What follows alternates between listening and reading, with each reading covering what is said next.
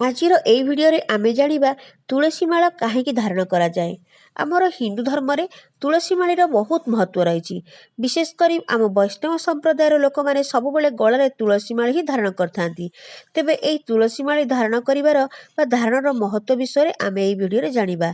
भिडियोटी आपण प्रथम शेष जाए देखिए। जदि भल लगे लाइक करेंगे, शेयर करेंगे। चैनल जदि नुआ अच्छा तो सब्सक्राइब करने को जमार भूलें। आ पाखरे थिया बेल आइकन को प्रेस करेंगे। मोर आगु आसुवा नुआ नुआ भिडियो नोटिफिकेशन आपण सर्वप्रथम पाइपर। चलतु स्टार्ट करवा। नमस्कार, जय जगन्नाथ। मु दीपाली आपण मानक स्वागत करुच्ची मोर ए भिडियो को।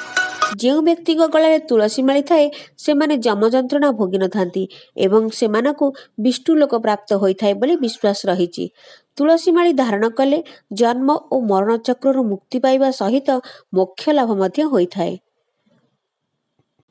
कंठ देश माली धारण करने द्वारा संपूर्ण तीर्थर फल मिलता है। तुलसी माला भगवान विष्णु भक्तर सौभाग्य समर्पण और सानिध्यर प्रतीक अटे।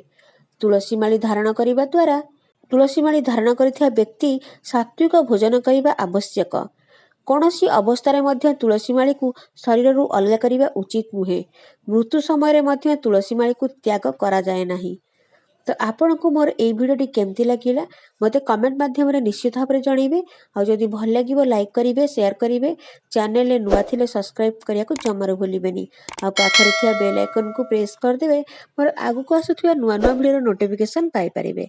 मु पुणी आसीबी आ गोटे नुआ भिडियो नै रहुची। नमस्कार, जय जगन्नाथ।